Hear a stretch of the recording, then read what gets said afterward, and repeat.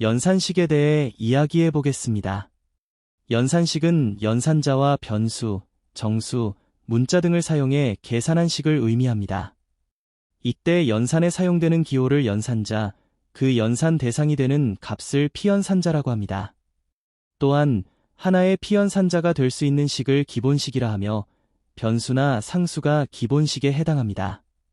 예를 들어 변수를 선언하고 덧셈을 수행할 때 플러스는 덧셈 연산자, 10과 20은 피연산자이자 기본식이 됩니다. 마찬가지로 변수 b도 피연산자가 되는 기본식이라 할 수 있습니다. 여기 괄호를 보면 내부에 여러 수식이 포함되어 있지만 괄호 자체는 하나의 기본식으로 역할을 합니다. 이 기호는 곱셈 연산자가 됩니다. 연산식은 피연산자와 연산자의 위치에 따라 후이 연산식이 될 수도 있습니다. 또한 피연산자의 개수에 따라 단항, 2항, 3항 연산식으로 구분됩니다. 그리고 수식의 값속성에 따라 L배류와 R배류로 나뉩니다. 컴파일러는 연산의 편의를 위해 일정한 표준 변환을 허용하는데 예를 들어 정수를 실수로 변환하거나 실수를 정수로 변환 또는 불리한 값을 정수로 변환하는 과정이 이에 해당합니다. 연산자의 기능은 우리가 생각하는 것과 달리 단순한 계산 수행이 아니라 사용 편의성을 위한 도구로 활용됩니다. 예를 들어 1 더하기 2의 결과가 3이라는 것은 직관적이지만 컴파일러는 단순히 덧셈을 수행하는 것이 아니라 덧셈 연산과 관련된 함수를 찾아 실행합니다. 그리고 1과 2를 해당 함수의 파라미터로 전달하는 방식으로 동작합니다. 즉, 플러스 같은 연산자는 단순한 기호가 아니라 컴파일러가 적절한 연산자 함수를 찾도록 돕는 신호일 뿐이며 실제로는 해당 함수가 호출되는 구조를 가집니다. 만약 연산자가 존재하지 않는다면 사용자가 일일이 관련 함수를 직접 호출해야 하므로 매우 불편해집니다. 이런 동작 방식은 기본 타입에서 자동으로 제공되지만 클래스 타입의 연산을 수행하려면 사용자가 직접 해당 연산자 함수를 정의해야 합니다. 연산자는 실제 함수의 존재를 나타내는 표현 방식인 셈입니다. 연산자에 별도의 함수를 정의할 수 있기 때문에 연산자 오버로딩 개념이 등장하게 됩니다. L배류와 R배류에 대해 알아보겠습니다. 정수나 상수처럼 자체적으로 값을 가지는 요소를 R배류라고 합니다. 즉, 실제 값이 되는 수식이 R배류이며 반대로 그 값을 담을 수 있는 변수는 L배류가 됩니다. 컴파일러는 연산을 수행할 때 수식을 L배류와 R배류로 구분하여 처리합니다. 이를 비유하자면 스테이크를 요리할 때 재료와 조리 과정은 R배류에 해당하고 완성된 스테이크를 담는 접시는 L배류에 해당한다고 볼 수 있습니다. 변수를 선언하고 값을 할당하는 과정은 마치 스테이크를 접시에 담는 것과 같은 대입 과정이라고 볼 수 있습니다. 이 수식을 보면 변수 b와 10을 더하는 연산이 있습니다. 이 덧셈 결과는 하나의 연산 결과이므로 R배류가 됩니다. 반면 A는 그 결과를 담는 그릇 역할을 하므로 L배류가 됩니다. 하지만 반대로 R배류의 값을 할당하려 하면 성립하지 않습니다. 이는 요리 과정에서 접시 자체를 요리하려는 것과 같아 논리적으로 맞지 않기 때문입니다. 마찬가지로 함수의 반환값도 하나의 연산 결과로 볼 수 있으므로 R배류에 속합니다. 여기서는 변수 A와 B가 설정되어 있으며 B에 A를 할당하고 있습니다. 앞서 설명한 것처럼 A와 B는 내용물을 담는 접시입니다. 따라서 접시를 겹치는 것이 아니라 A의 내용을 B의 접시에 옮기는 과정이라고 볼 수 있습니다. 즉, A는 원래 L배류이지만 값을 가져와 R배류로 변환하는 과정이 내부적으로 이루어지는 L배류 to R배류 변환이 됩니다. 연산 과정에서 컴파일러는 편의를 위해 내부적으로 값을 변환할 수 있습니다. 정수를 실수로 변환하거나 불리언 타입이나 열거형을 정수로 변환하는 경우가 이에 해당합니다. 여기 1.5와 같은 실수는 소수점을 버리고 1로 저장되고 또한 true는 원래 참과 거짓을 나타내지만 정수로 변환되면 1, false는 0이 됩니다.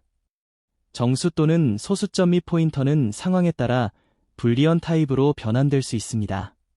예를 들어 정수 0, 널 포인터는 false로 변환되며 그 외의 값은 모두 true가 됩니다. 따라서 0.1은 소수지만 0이 아니므로 true로 변환됩니다. 0에 가깝다고 해서 0이 되는 것은 아닙니다. 여기서 0.1이 true로 평가되는 것은 정수 변환 때문이 아니라 기술한 세 가지 경우를 제외한 모든 값이 true로 처리되기 때문입니다. 포인터 변환과 관련해서 정수형은 일반적으로 0의 의미를 가지지만 포인터에서는 아무것도 가리키지 않는 널 포인터로 초기화할 수도 있습니다. 단, 이 경우는 정수 0에 한정되며 다른 정수를 넣으면 오류가 발생합니다.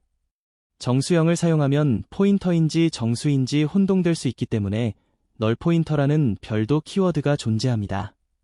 널 포인터 자체는 특정한 값을 나타내지는 않지만 정수로 표현하면 0과 동일한 의미를 가지며 또한 널 포인터는 불리한 값으로 변환될 때 폴스로 평가됩니다. 따라서 보통 포인터를 초기화할 때는 0 대신 널 포인터 키워드를 사용하는 것이 일반적입니다.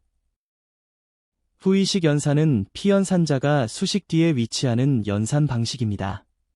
하지만 단순히 위치가 뒤에 있다고 해서 모두 후이식 연산이 되는 것은 아닙니다. 후이식 연산의 가장 큰 특징은 피연산자를 먼저 확인한 후 연산이 수행된다는 점입니다. 즉, 연산 순서에 초점을 맞추기 때문에 후이식 연산이라고 합니다.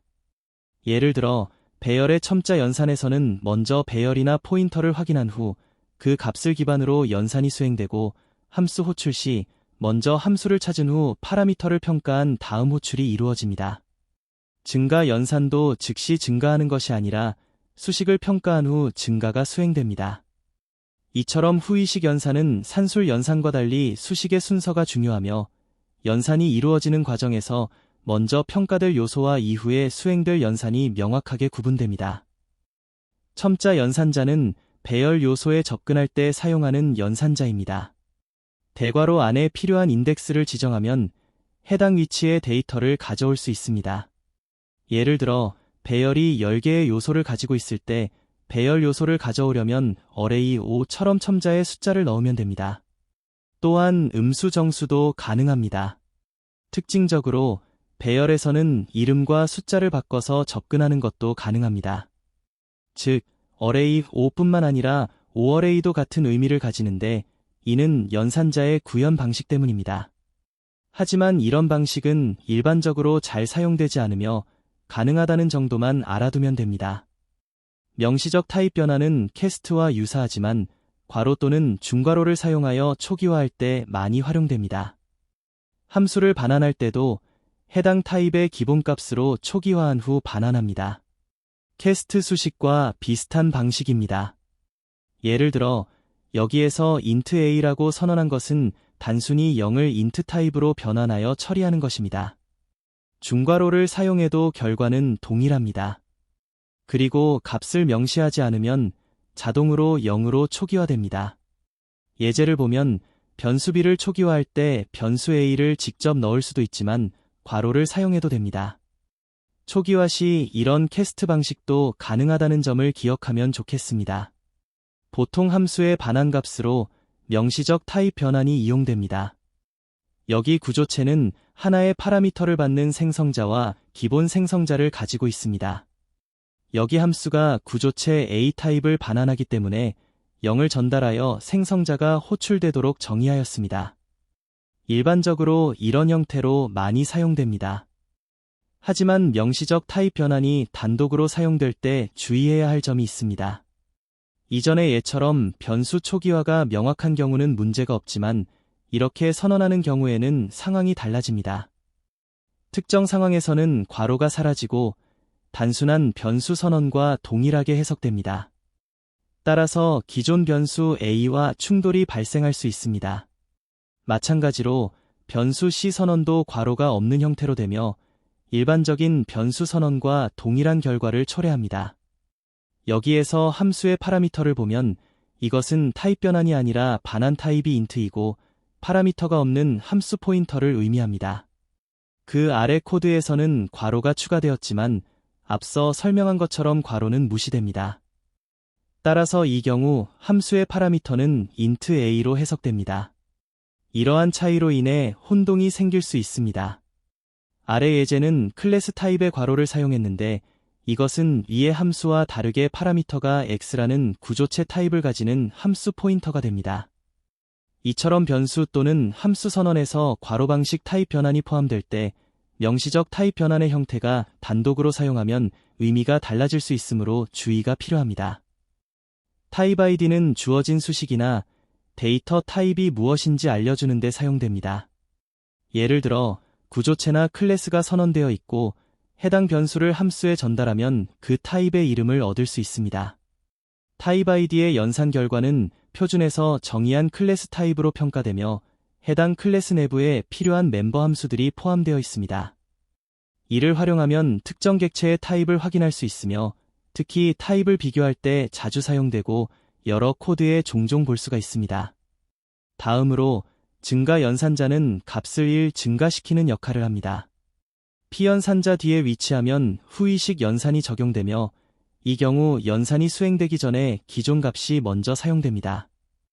따라서 후이 연산에서는 원래 값을 먼저 평가한 후 증가가 이루어집니다.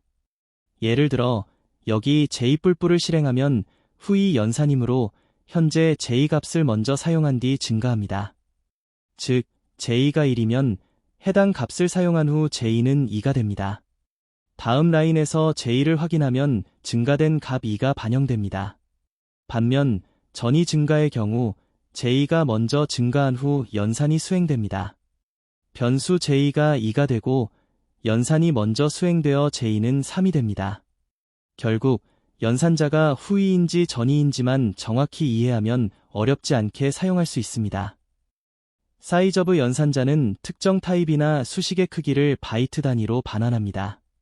기본 타입의 경우 시스템에서 정의한 크기를 반환하며 클래스의 경우 선언된 데이터 멤버를 기준으로 크기가 결정됩니다. 사이즈 오브는 수식이나 타입을 인자로 받을 수 있으며 타입을 사용할 때는 반드시 괄호를 붙여야 합니다. 보통 사이즈 오브는 기본 타입의 크기를 확인하는 용도로 많이 사용됩니다. 예를 들어 int는 일반적으로 4바이트지만 시스템에 따라 다를 수 있기 때문에 이를 확인하는 데 유용합니다. 특히 배열 크기 계산에 자주 활용됩니다. 배열의 경우 단순히 요소 개수가 아니라 데이터 타입 크기 곱하기 배열 크기로 계산됩니다. 여기서 배열 크기는 단순히 10이 아니라 요소 타입 크기에 따라 달라진다는 점이 중요하며 이 부분에서 혼동할 수 있으므로 주의해야 합니다.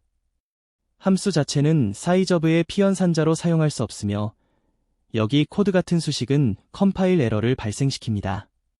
이항 연산자 중에서도 자주 사용되는 것들을 살펴보면 대표적으로 논리 연산자가 있습니다. 논리 연산자는 AND와 OR처럼 기호가 두 개인 연산자를 의미합니다. 기호가 하나만 있으면 비트 연산자가 되므로 이를 구분해야 합니다. 논리 연산자는 왼쪽에서 오른쪽 순서대로 평가됩니다. 중요한 점은 단축 평가가 적용된다는 것입니다. 여기 예시에서 콘1과 콘2는 각각 true와 false 값을 가지고 있고 AND 연산자가 사용된 경우 콘2가 false가 되어 체크함수는 호출되지 않습니다. 이러한 동작 방식은 성능 최적화 측면에서 유용하지만 특정 함수가 호출되지 않는 경우가 발생할 수 있어 주의해야 합니다. 이와 같은 동작은 OR 연산자에도 동일하게 적용되고 OR 연산자 경우는 왼쪽 P연산자가 true이면 오른쪽을 평가하지 않고 결과가 확정됩니다. 복합 대입 연산자는 수식에 산술 연산자의 기호가 붙는 형태로 사용됩니다. 사용 방식은 이런 형태로 진행됩니다. 대입 연산자 앞에 산술 연산자가 위치합니다. 예를 들어 a 플러스 2는 a에 2를 더하는 형태가 됩니다. 복합 대입 연산자는 값의 계산과 대입을 동시에 처리하므로 코드가 간결해지고 효율적입니다. 콤마 연산자는 보통 수식을 구분하는 데 사용되며 연산은 왼쪽에서 오른쪽으로 진행됩니다. 최종 결과는 맨 오른쪽 수식이 됩니다. 여기 코드가 조금 이상해 보일 수 있습니다. 변수 b에 값을 넣는 대신 괄호로 묶어서 처리하면 값은 하나인데 3개의 값이 들어가는 것처럼 보일 수 있습니다. 중요한 점은 첫 번째부터 마지막까지 모든 수식이 수행된다는 것입니다. 예를 들어 a에 2를 넣으면 복합 연산이 적용되어 A 플러스 2가 되어 3이 됩니다. 결국 A는 3이 되지만 이 수식 자체가 수행된다는 점이 핵심입니다. 최종적으로 B는 3이 됩니다. 사막 연산자는 조건에 따라 E2와 E3가 결정되는 방식으로 사용됩니다. 보통 이 연산자를 사용하면 코드가 깔끔해지고 반복문이나 다른 코드에서도 하나의 수식으로 처리할 수 있어 자주 사용됩니다. 예를 들어 조건이 A를 2로 나누어 떨어지면 조건이 true가 되어 첫 번째 수식이 선택되고 그렇지 않으면 두 번째 수식이 선택됩니다. 여기서 A는 홀수이므로 조건 결과가 false가 되어 0값이 선택됩니다. 결국 B는 0이 됩니다. 조건에 따라 true일 때 앞의 수식, false일 때 뒤의 수식이 선택되는 방식입니다. 이상으로 마치겠습니다.